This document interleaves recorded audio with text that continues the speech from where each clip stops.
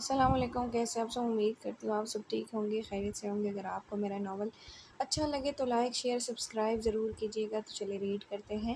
دانی کی پلکیں لرزی اور اس کے ہونٹوں سے ایک مدھم سانس نکلی جو شاہ کے دل کی دھڑکن کو مزید تیز کر گئی۔ وہ اس کے وجود کی نرمی اور ہلدی کے مہک میں جیسے کھو سا گیا تھا۔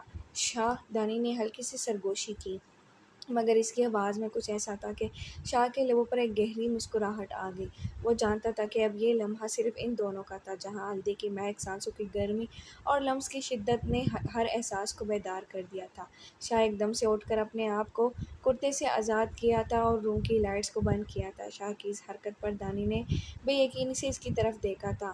شاہ کی جان! شاہ! اس لیے شاہ بولنے پر شاہ نے اس کے ہونٹوں کی طرف دیکھا تھا، ایک دم جھک کر بھرپور شدت سے اس کے ہونٹوں کو اپنے ہونٹوں میں قید کیا تھا۔ جیسے ہی شاہ نے دانی کے ہونٹوں کو اپنے لمس میں قید کیا، دانی کا پورا وجود لرز گیا۔ اس کے ہاتھ بے اختیار شاہ کے سینے پر جا ٹھہرے، مگر نہ اسے خود کو پیچھے کرنے کی ہمت ہوئی، نہ ہی شاہ کی شدت سے بچنے کا حوصلہ۔ شاہ کے لبوں کی گرمی اور مضبوط گرفت نے دانی کو بالکل بے بس کر دیا تھا۔ ہلدی کی خوشبو اور سانسوں کی تیزی اور جذبوں کی شدت نے ماحول کو بوجھل کر دیا تھا۔ شاہ کے بازو دانی کے گرد سخت ہو چکے تھے، جیسے وہ اسے خود سے جدا کرنے کا تصور بھی نہیں کر سکتا تھا۔ دانی کی پلکیں لرزتی رہی، سانسیں بے ربط ہوئی اور اس کے پورے بدن میں ایک عجیب سی سنسناہٹ دوڑ گئی۔ شاہ نے ہلکے سے اس کے نچلے لب کو دانتوں سے دبایا، پھر نرمی سے آزاد کرتے ہوئے سرگوشی کی۔ میری جان، تمہاری ہچکچاہٹ مجھے مزید قریب کر رہی ہے۔ دانی نے بمشکل خود کو قابو میں رکھا، مگر شاہ کی انگلیاں اس کی کمر پر آہستہ آہستہ چلتی رہی، جیسے ہر احساس کو مزید گہرا کر رہی ہو۔ اس کی سانسیں شاہ کی سانسوں میں گم ہو رہی تھیں اور کمر پر شاہ کی انگلیوں کی حرکت نے اسے مکمل طور پر بے بس کر دیا تھا۔ یہ لمحہ جیسے رک سا گیا تھا، جہاں صرف وہ دونوں تھے، ایک دوسرے کی قربت میں، ایک دوسرے کے لمس میں گم اور جذبات کی شدت میں قید۔ کچھ دیر بعد شاہ نے اس کے ہونٹوں سے دور ہوتے اس کے کان میں سرگوشی کی تھی۔ تم پر یہ ہلدی کی مہک بھی کتنی جچ رہی ہے دانی، لگتا ہے جیسے سورج کی پہلی کرن تمہاری جلد پر اتر آئی ہو۔ شاہ کی آواز میں خمار تھا اور دانی کی سانسیں اور بے ترتیب ہو گئیں۔ اتنی حسین لگ رہی ہو کہ دل چاہتا ہے وقت یہیں رک جائے اور بس تمہیں دیکھتا رہوں۔ دانی کا دل مزید تیز دھڑکنے لگا۔ شاہ کی انگلیاں اس کے ہاتھوں کو چھوئی اور نرمی سے اپنے ہاتھ میں لے لی۔ یہ لرزش، یہ کانپتی سانسیں سب عجیب اور دیوانہ بنا رہی ہے۔ میری جان! دانی نے بے اختیار اپنی پلکیں مون دیں اور شاہ نے نرمی سے اس کی پیشانی پر اپنے لب رکھ دیے تھے، جیسے اپنی محبت کی مہر ثبت کر رہا ہو۔ اس سے پہلے یہ دیوانہ بہک جائے، مجھے لگتا ہے مجھے جانا چاہیے۔ یہ کہہ کر شاہ نے ایک شدت بڑا بوسہ اس کے ہونٹوں پر دیا تھا اور نیچے جھک کر اپنا کرتا اٹھا کر پہنا اور بنا دانی کی طرف دیکھے اس پر کمبل دیا اور تیز قدموں سے باہر کی طرف بڑھ گیا اور باہر سے دروازے کو بند کر دیا گیا تھا، جیسے کچھ دیر یہاں رکا تو پتھر کا ہو جائے گا۔ شاہ کے جانے کے بعد دانی نے ہونٹوں پر شرمیلی سی مسکراہٹ پھیلی تھی۔ دانی نے آہستہ سے اپنی انگلیاں ہونٹوں پر پھیر لی، جہاں ابھی تک شاہ کے لمس کی تپش باقی تھی۔ اس کا دل بے ترتیب دھڑک رہا تھا، جیسے ابھی بھی وہ لمحہ اس کے ارد گرد ساکت ہو۔ کمبل کی نرمی نے اس کے جسم کو ڈھانپ رکھا تھا، مگر اس کی روح جیسے شاہ کی قربت کی حدت گہری سانس لی، مگر میں بھیگی ہوئی تھی، گہری سانسوں میں بھیگی ہوئی تھی۔ اس نے آنکھیں موند لیں اور دل کی بے قراری کم ہونے کے بجائے اور بڑھ گئی تھی۔ یہ مجھے کیا ہو رہا ہے؟ اس نے خود سے سوال کیا، مگر جواب تو شاید شاہ کی آنکھوں میں تھا، اس کے لمس میں تھا، اس کی شدت میں تھا۔ دانی نے تکیہ اپنے چہرے پر رکھ لیا، جیسے خود سے چھپنے کی کوشش کر رہی ہو، مگر اس کے لبوں پر ہلکی سی شرمیلی مسکراہٹ ابھر آئی۔ اف، میں کیسے گزارا کروں گی اتنے بے باک انسان کے ساتھ؟ ٹھڑکی شاہ دل ہی دل میں سوچتے ہوئے اس نے خود کو کمبل میں اور سمیٹ لیا۔ کمرے میں ہلدی کی مہک ابھی بھی پھیلی ہوئی تھی۔ کھڑکی سے آتی ٹھنڈی ہوا اس کے چہرے سے ٹکرا رہی تھی، مگر اس کا بدن جیسے ابھی بھی شاہ کی انگلیوں کے لمس کو محسوس کر رہا تھا۔ باہر قدموں کی آہٹ مدھم ہو چکی تھی، مگر دانی کے دل میں جو طوفان اٹھا تھا وہ تھمنے کا نام ہی نہیں لے رہا تھا۔ آج اس نے کروٹ لی اور آنکھیں بند کر لیں، مگر نیند کہاں آنی تھی؟ رات تو بس شاہ کے لمس کی شدت اور اس کی سرگوشیاں اور وہ آخری بوسہ ہی ذہن پر نقش ہو چکا تھا۔ اف دانی، تم نے کون سا جادو کر دیا ہے؟ تمہارے بغیر تو اب ایک پل بھی گزارنا مشکل لگتا ہے۔ کیا محبت واقعی اتنی آسانی سے مل جاتی ہے؟ شاہ دانی سے ملنے کے بعد اپنے کمرے میں آیا شاور لیا اور بستر پر لیٹ گیا۔ اس کا ذہن مسلسل دانی کے خیالوں میں الجھا رہا تھا، جبکہ دور کڑی قسمت تنزیہ مسکرا رہی تھی۔ یہ عشق نہیں آسان۔ بیٹا یہ کیا بات ہوئی؟ میں نے پہلے ہی کہا تھا کہ یونیورسٹی کا سارا کام وقت پر مکمل کر لو، لیکن آج تمہاری مہندی اور تمہیں یوں ہی جانے کی پڑی ہے، سائمہ بیگم نے سخت لہجے میں کہا۔ ماما میں کبھی نہ جاتی اگر یہ واقعی ضروری نہ ہوتا، ویسے بھی صرف 2 گھنٹوں کی بات ہے، میں فوراً واپس آ جاؤں گی۔ دانی نے التجا کی۔ نہیں تم بالکل نہیں جا رہی ہو، سمجھ آئی میری بات؟ میرا دل بہت گھبرا رہا ہے، سائمہ بیگم نے فکر مندی سے کہا۔ مما پلیز میری بات سمجھنے کی کوشش کریں، اگر میں نے اسائنمنٹ جمع نہ کروائی تو میری پورے سال کی محنت ضائع ہو جائے گی، دانی نے دلیل دی۔ ہو جانے دو ضائع، لیکن تم نہیں جاؤ گی۔ اتنے میں مسز سفیر شاہ، جو کمرے کے باہر سے گزر رہی تھی، اندر داخل ہو گئی۔ کیا ہوا بھابھی، کیوں غصہ کر رہی ہیں ہماری بچی پر؟ دیکھیں نا، دانی کی آج مہندی ہے اور یہ یونیورسٹی جانے پر بضد ہے، سائمہ بیگم نے شکایت کی۔ بیٹا یوں نہیں جانا ضروری ہے تو چلی جاؤ، لیکن اکیلے نہیں، میں شاہ سے کہتی ہوں، وہ تمہیں چھوڑ آئے گا، مسز سفیر نے نرمی سے کہا۔ شاہ کا نام سنتے ہی دانی کے ذہن میں رات کی بے باک ملاقات تازہ ہو گئی اور وہ فوراً بول اٹھی۔ نہیں نہیں موم، انہیں سونے دیں، کیوں انہیں ڈسٹرب کرنا ہے، میں خود چلی جاؤں گی اور جلد واپس بھی آ جاؤں گی، لیکن بیٹا اگر تم اکیلی گئی تو وہ ناراض ہو جائے گا۔ کچھ نہیں ہوگا ماما، میں سنبھال لوں گی، وہ غصہ نہیں کرے گا، آپ بس فکر نہ کریں۔ اچھا ٹھیک ہے، جاؤ۔ شکریہ موم، دانی نے مسکراتے ہوئے کہا اور محبت سے ان کے گلے لگ گئی، پھر جھک کر ان کا گال چوما اور باہر نکل گئی۔ دانی جیسے ہی گھر سے باہر نکلی، سڑک پر معمول کی رونق تھی۔ وہ پرسکون انداز میں اپنی کار کی طرف بڑھی، لیکن یہ محسوس نہ کر سکی کہ قریب ہی ایک کالی وین پہلے ہی کھڑی تھی۔ جیسے ہی دانی نے گاڑی سٹارٹ کی، وین میں بیٹھتے ہی کڑے شخص نے موبائل نکالا اور کسی کو کال ملائی۔ ہدف نکل چکا ہے۔ دوسری طرف سے کچھ کہا گیا، جس پر وہ خاموشی سے اسباب میں سر ہلاتے ہوئے وین کے ڈرائیور کو اشارہ کرنے لگا۔ دانی نے بے خبر تھی کہ جیسے ہی اس کی گاڑی سڑک پر مڑی، وہ وین بھی آہستہ آہستہ اس کے پیچھے چل پڑی تھی۔ دانی نے جلدی سے اسائنمنٹ جمع کروائی اور ارد گرد نظر دوڑائی۔ نین کہیں نظر نہیں آئی، شاید وہ پہلے ہی اپنی اسائنمنٹ جمع کروا چکی تھی۔ کندھے اچکاتے ہوئے دانی پارکنگ کی طرف بڑھی۔ پارکنگ میں آج معمول سے ہٹ کر ایک عجیب سی خاموشی تھی۔ اکثر اس وقت یہاں طلباء کی چہل پہل ہوتی تھی، مگر آج ہر طرف ایک غیر معمولی سناٹا تھا۔ دانی نے اپنے ارد گرد دیکھا، مگر کچھ خاص محسوس نہ کر پائی۔ ہلکی ہلکی ہوا چل رہی تھی، جس سے سناٹے کا احساس اور گہرا ہو رہا تھا۔ وہ اپنی گاڑی کے قریب پہنچا کہ اچانک اسے اپنے پیچھے کسی کے قدموں کی آہٹ سنائی دی۔ دل ایک لمحے کو زور سے دھڑکا۔ وہ فوراً پلٹی، مگر وہاں کوئی نہیں تھا۔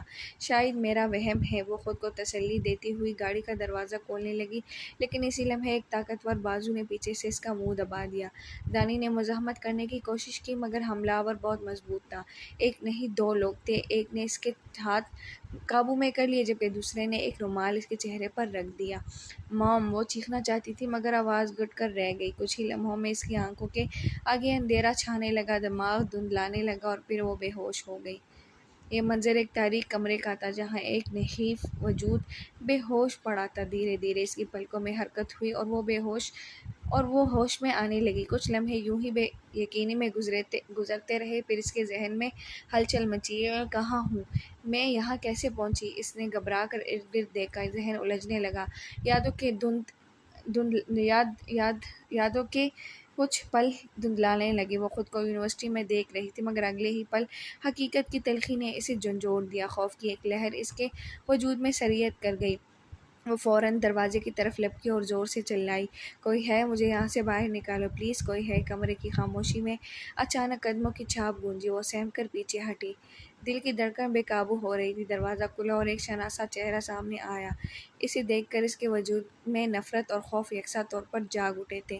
اس کے ہونٹوں سے سرگوشی نکلی۔ تم نے مجھے اغوا کیا؟ میں نے کبھی سوچا بھی نہیں تھا کہ تم اس حد تک گر سکتے ہو۔ سامنے کھڑا شخص زہریلی مسکراہٹ کے ساتھ آگے بڑھا۔ اوہ ہو میری بلبل، اتنا گھبرا کیوں رہی ہو؟ کچھ لمحے تم میرے ساتھ گزارو، تمہیں اتنا بھی حق نہیں دوں گا۔ وہ تیزی سے پیچھے ہٹنے لگی، یہاں تک کہ اس کے پیٹھ سائیڈ ٹیبل سے جا ٹکرائی۔ لمحے بھر کی جھجک کے بعد اس نے وہاں پڑا لیمپ اٹھا کر پوری قوت سے اس کے سر پر دے مارا۔ موقع سے فائدہ اٹھاتے ہوئے وہ دروازے کی طرف دوڑی، لیکن وہ شخص جلدی سے سنبھلا اور گالیاں بکتا اس کے پیچھے لپکا۔ اس نے اس کی چادر کو جھٹکے سے پکڑا۔ پکڑ کر کھینچا اور وہ توازن کھو کر دیوار سے جا لگی۔ اس کے ماتھے سے خون بہنے لگا۔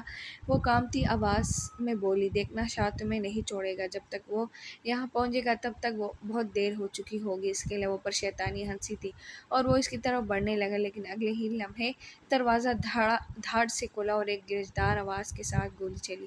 حملہ آور کا ہاتھ جھٹکے سے پیچھے ہوا، در سے کراتے ہوئے وہ پلٹا۔ پھر ایک اور فائر ہوا اور وہ تکلیف سے زمین پر گر گیا۔ شاہ، وہ کانپتی ہوئی سرگوشی کے ساتھ اسے دیکھنے لگی۔ شاہ کی آنکھوں میں طوفان تھا۔ وہ اس کی طرف لپکا اور اسے اپنے بازوؤں میں تھام لیا۔ میری جان، میں آ گیا ہوں، اب کچھ نہیں ہوگا۔ اتنا کہہ کر اس نے اپنے قریب کر لیا، جبکہ وہ صدمے اور کمزوری کے باعث اس کے سینے سے لگ کر بے ہوش ہو گئی۔ شاہ ایک دم چیخ کر نیند سے جاگا، سانسیں بے ترتیب، ماتھے پر پسینہ اور دل بے قابو دھڑک رہا تھا۔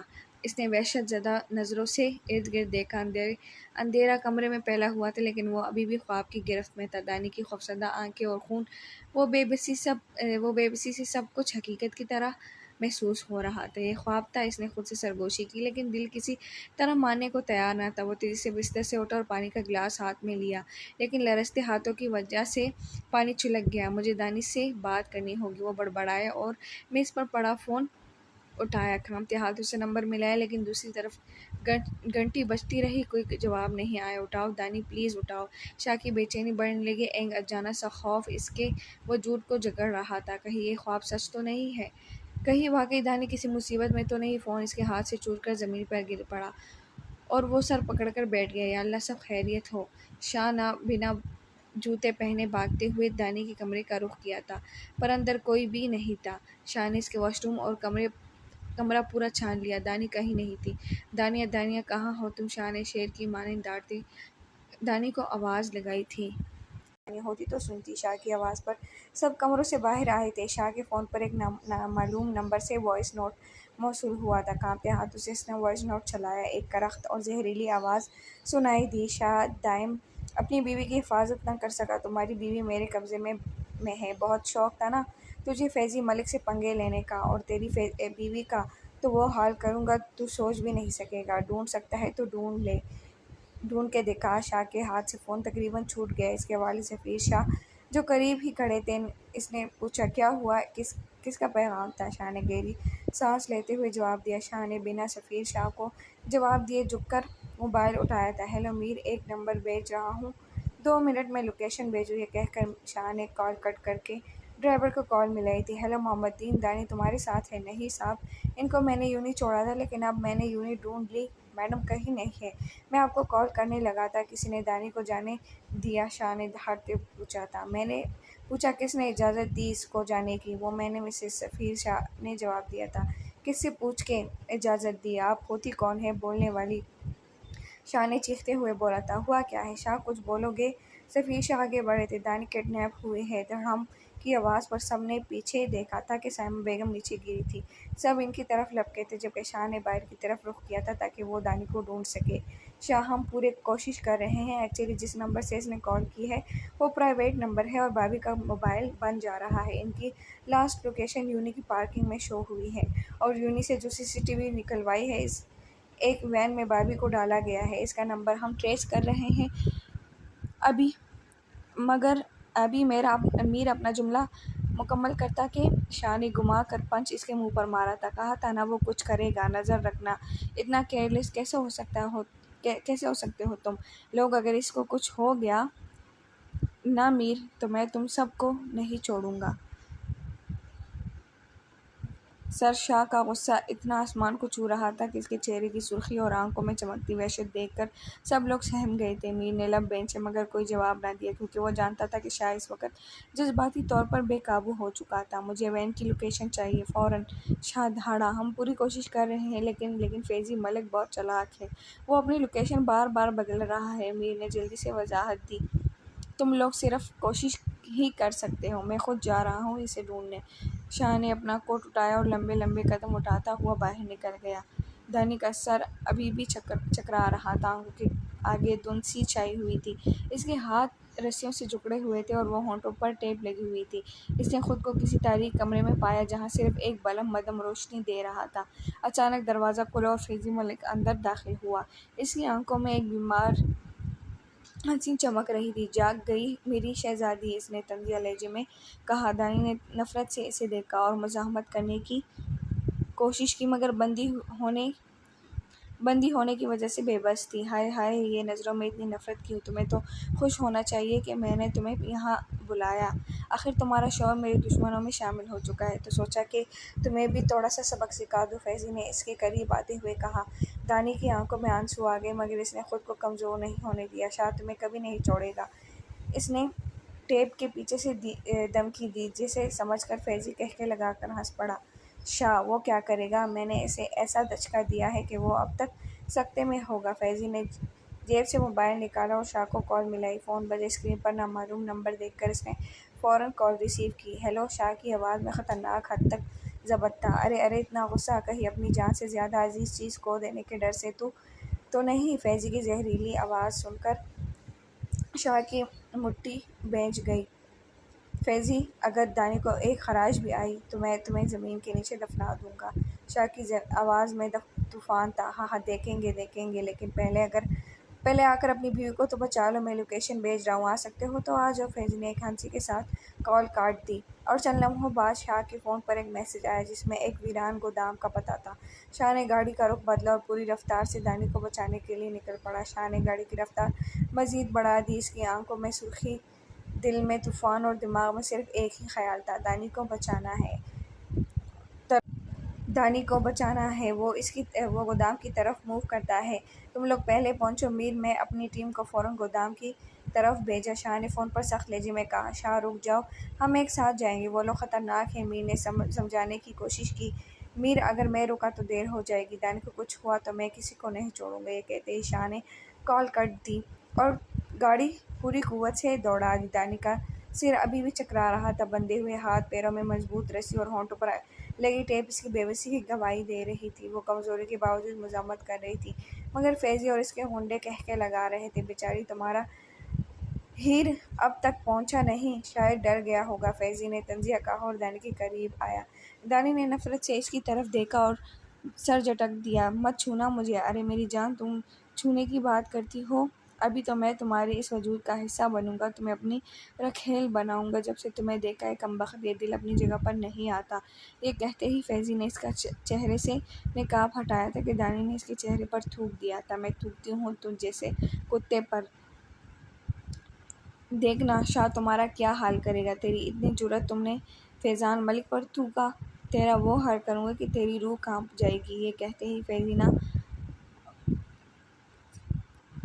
پستول اس کے سر پر مارا تھا اور دوسرے ہاتھ سے کھینچ کر تھپڑ مارا تھا۔ دانی کو اپنا سر سن ہوتا محسوس ہوا تھا۔ فیضی نے چاقو اٹھایا تھا، اچانک باہر گاڑیوں کے بریک لگنے کی آواز گونجی۔ باس، وہ آ گئے۔ ایک آدمی بھاگتا ہوا اندر داخل ہوا۔ دروازہ دھڑ سے کھلا اور شاہ داخل ہوا۔ اس کی آنکھوں میں خون اترا ہوا تھا۔ دانی، وہ گرجدار آواز میں بولا۔ دانی کے چہرے سے ٹپکتا خون دیکھتے تڑپ اٹھا تھا۔ دانی نے چونک کر دیکھا، آنکھوں میں امید جاگ اٹھی۔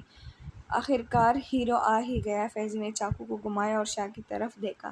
فیضی، اگر دانی کو کچھ ہوا تو میں تمہیں مار ڈالوں گا۔ شاہ کی آواز خطرناک حد تک سنجیدہ تھی۔ ارے ارے، دیکھو تو کتنا پیار کرتا ہے بیوی سے، چلو آج دیکھتے ہیں شاہ دائم اپنی محبت کو بچا سکتا ہے یا نہیں۔ فیضی نے ایک اشارہ کیا اور اس غنڈے شاہ کی طرف لپکے۔ جھک کر حملہ آور کا ہاتھ پکڑا اور زوردار مکہ مارا۔ حملہ آور زمین پر گر گیا۔ دوسرا غنڈہ بندوق نکالنے ہی والا تھا کہ شاہ نے اس کے ہاتھ پر وار کرکے ہتھیار گرا دیا اور گھٹنا اس کے پیٹ میں دے مارا۔ مارو اسے، فیضی چیخا۔ چاروں طرف گولیاں چلنے لگیں۔ شاہ نے جلدی سے ایک لاش کے پیچھے پناہ لی اور ایک گن اٹھا لی۔ آخرکار سب غنڈے بے ہوش یا مر چکے تھے۔ اب صرف فیضی بچا تھا، جو دانی کے قریب کھڑا تھا، چاقو اس کی گردن پر رکھے ہوئے۔ رک جاؤ، شاہ ایک قدم بھی آگے بڑھایا تو تمہاری بیوی ختم، فیضی چلایا۔ شاہ کے قدم رکے، مگر اس کی آنکھوں میں وحشت بھرپا تھی۔ فیضی، اگر تم نے دانی کو ہاتھ بھی لگایا تو میں تمہیں زمین پر گھسیٹ کر ماروں گا۔ شاہ جو غنڈوں سے الجھا تھا کہ فیضی نے دانی کو پکڑ لیا۔ فیضی قہقہے لگا کر بولا، سوری شاہ۔ تمہارے دیکھتے ہی دیکھتے اس نے چاقو ہلایا، گولی کی آواز گونجی اور فیضی کے ہاتھ سے چاقو گر گیا۔ دانی کی آنکھیں حیرت سے پھیل گئیں۔ فیضی نے چونک کر پیچھے دیکھا، اس کے کندھے سے خون بہہ رہا تھا۔ میر نے اس کے ہاتھ پر فائر کیا تھا۔ گولی کی آواز گونجی اور فیضی کے ہاتھ سے چاقو گر گیا۔ دانی کی آنکھیں حیرت سے پھیل گئیں۔ فیضی نے چونک کر پیچھے دیکھا، اس کے کندھے سے خون بہہ رہا تھا۔ میر نے اس کے ہاتھ پر فائر کیا تھا۔ شاہ نے بھاگتے ہوئے دانی کو باہوں میں بھرا تھا کہ اتنے میں پولیس انٹر ہوئی تھی اور فیضی کو پکڑا تھا۔ فیضی کو پولیس نے قابو کر لیا، مگر اچانک ایک اور گولی چلنے کی آواز گونجی، تیز اور جان لیوا۔ دانی نے بے اختیار پلٹ کر دیکھا اور اس کا دل جیسے سینے میں دھڑکنا بھول گیا۔ ملک وہ ایک طرف کھڑی تھی، ہاتھ میں پسٹل لیے، اور اس کی نظریں سیدھا دانی پر تھیں۔ دانی کی آنکھیں جھپکنے سے پہلے ہی گولی اس کے سینے میں پیوست ہو چکی تھی۔ دانی کا جسم جھٹکے سے پیچھے ہوا، سانس جیسے رکنے لگا۔ ایک لمحے کے لیے سب کچھ دھندلا پڑ گیا تھا۔ نہیں! میر کی دھاڑ فضا میں گونجی۔ شاہ نے جلدی سے دانی کو سنبھالا، مگر اس کی سفید لباس پر خون پھیل چکا تھا۔ رملہ کے چہرے پر جنونیت تھی۔ اگر تم میرے نہیں ہو سکتے تو کسی کے بھی نہیں ہو سکتے۔ اس کی آواز نفرت سے بھری تھی۔ میر نے غصے سے آگے بڑھ کر اس کے ہاتھ سے پسٹل چھین لی اور سختی سے پکڑ لیا۔ تم نے کیا کر دیا؟ رملہ کی آنکھوں میں آنسو تھے، مگر چہرے پر اب بھی ضد اور جنون تھا۔ وہ ابھی بھی شاہ کو اپنے ہونے کا یقین دلانا چاہتی تھی، مگر شاہ کی نظریں اب صرف دانی پر تھیں، جو زندگی اور موت کی کشمکش میں تھی۔ شاہ نے سختی سے رملہ کی طرف دیکھا۔ اس کے صبر کی حد ختم ہو چکی تھی۔ تم نے دانی پر گولی چلائی، تم نے میری زندگی چھیننے کی کوشش کی۔ اس کا لہجہ خطرناک حد تک سرد تھا۔ رملہ کانپ گئی، مگر پھر بھی ایک قدم آگے بڑھی۔ شاہ، میں نے یہ سب تمہارے لیے کیا، تمہیں میرا ہونا چاہیے تھا۔ دانی نے تمہیں مجھ سے چھینا ہے۔ شاہ نے نیچے گری گن اٹھائی تھی۔ شاہ کا خون کھول اٹھا۔ محبت زبردستی نہیں ہوتی رملہ سر، پلیز آپ قانون کو ہاتھ میں مت لیں۔ پولیس کے اہلکاروں نے رملہ کو فوراً قابو میں کر لیا، مگر شاہ کی پوری توجہ دانی پر تھی، جو اس کے بازو میں نیم بے ہوش پڑی تھی۔ دانی آنکھیں کھولو۔ شاہ نے اس کے گال تھپتھپائے، مگر اس کا چہرہ تیزی سے زرد ہو رہا تھا۔ ہسپتال، فوراً ہسپتال لے کر جاؤ، شاہ نے چیخ کر کہا، اور اگلے ہی لمحے وہ تینوں دانی کو لے کر باہر کی طرف دوڑے۔ گاڑی میں دانی کی سانسیں مدھم ہو رہی تھیں، آنکھیں بوجھل ہو چکی تھیں۔ شاہ، اس کے ہونٹوں سے بس اتنا نکلا تھا، میں یہی ہوں دانی، کچھ نہیں ہوگا تمہیں، بس آنکھیں بند مت کرنا۔ شاہ کا دل زور زور سے دھڑک رہا تھا، مگر دانی کی پلکیں آہستہ آہستہ جھپکنے لگیں، جیسے وہ نیند کی گہرائی میں جا رہی ہو۔ دانی آنکھیں کھولو پلیز۔ گاڑی اسپتال کی طرف دوڑ رہی تھی۔ شاہ کی گرفت دانی کے ہاتھ پر تھی، مضبوط تھی۔ اس کی سفید لباس پر خون پھیل چکا تھا اور سانسیں مدھم ہو رہی تھیں۔ میر تیزی سے گاڑی چلا رہا تھا، جبکہ شاہ کے چہرے پر خوف اور بے بسی نمایاں تھی۔ ہسپتال پہنچتے ہی گاڑی ایمرجنسی کے سامنے رکی۔ شاہ نے فوراً دروازہ کھولا اور دانی کو اپنی باہوں میں اٹھا لیا۔ ڈاکٹر کوئی ہے؟ پلیز مدد کریں۔ اس کی آواز درد اور بے چینی سے بھری ہوئی تھی۔ نرسیں اور ڈاکٹرز بھاگتے ہوئے آئے اور اسٹریچر آگے بڑھایا۔ خون بہت زیادہ بہہ چکا ہے، ہمیں فوراً آپریشن کرنا ہوگا، ڈاکٹر نے دانی کی نبض چیک کرتے ہوئے کہا۔ شاہ کی آنکھوں میں نمی تھی۔ بس اسے بچا لیں، کچھ بھی کریں، مگر اسے کچھ نہیں ہونا چاہیے۔ شاہ، میر اور باقی سب لوگ آپریشن تھیٹر کے باہر کھڑے تھے۔ شاہ کے ہاتھ خون میں لت پت تھے، جو دانی کے خون سے رنگے جا چکے تھے۔ وہ دیوار کے ساتھ ٹیک لگا کر کھڑا تھا، اس کی آنکھیں دروازے پر جمی تھیں۔ وقت جیسے تھم گیا تھا، ہر گزرتا لمحہ قیامت لگ رہا تھا۔ وہ ٹھیک ہو جائے گی نا؟ شاہ نے سرخ آنکھوں کے ساتھ میر کی طرف دیکھا۔